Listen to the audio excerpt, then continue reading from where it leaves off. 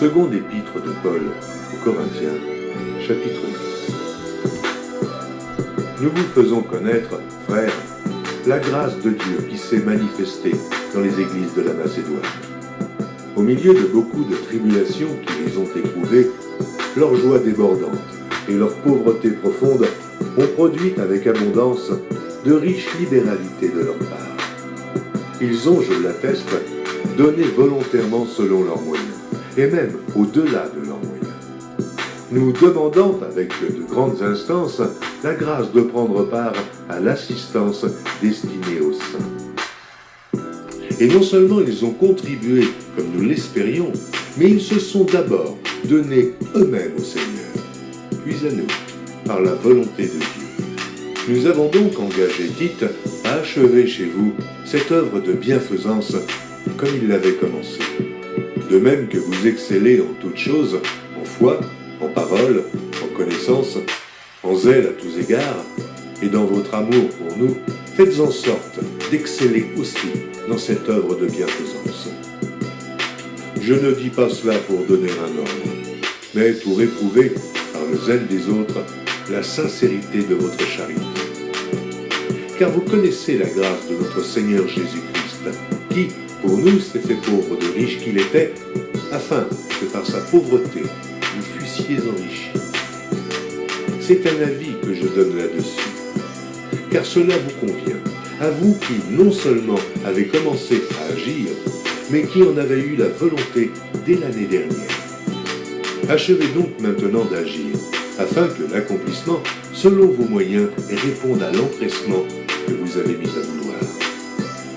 La bonne volonté, quand elle existe, est agréable, en raison de ce qu'elle peut avoir à sa disposition, et non de ce qu'elle n'a pas.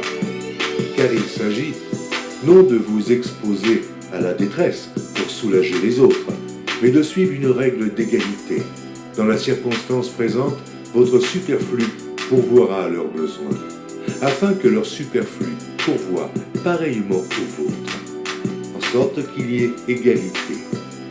Selon qu'il est écrit, celui qui avait ramassé beaucoup n'avait rien de trop, et celui qui avait ramassé peu n'en manquait pas. Grâce soit rendue à Dieu, de ce qu'il a mis dans le cœur de Tite le même empressement pour vous, car il a accueilli notre demande, et c'est avec un nouveau zèle et de son plein gré qu'il part pour aller chez vous. Nous envoyons avec lui le frère dont la louange, en ce qui concerne l'Évangile, est répandue dans toutes les églises, et qui, de plus, a été choisi par les églises pour être notre compagnon de voyage dans cette œuvre de bienfaisance, que nous accomplissons à la gloire du Seigneur même et en témoignage de notre bonne volonté.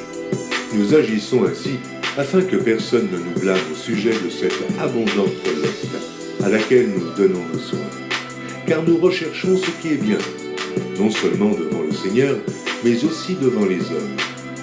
Nous envoyons avec eux notre frère, dont nous avons souvent éprouvé le zèle dans beaucoup d'occasions, et qui en montre plus encore cette fois, à cause de sa grande confiance en nous. Ainsi, pour ce qui est de Dieu, il est notre associé et notre compagnon d'œuvre, auprès de nous. Et pour ce qui est de nos frères, ils sont les envoyés des églises, la gloire de Christ.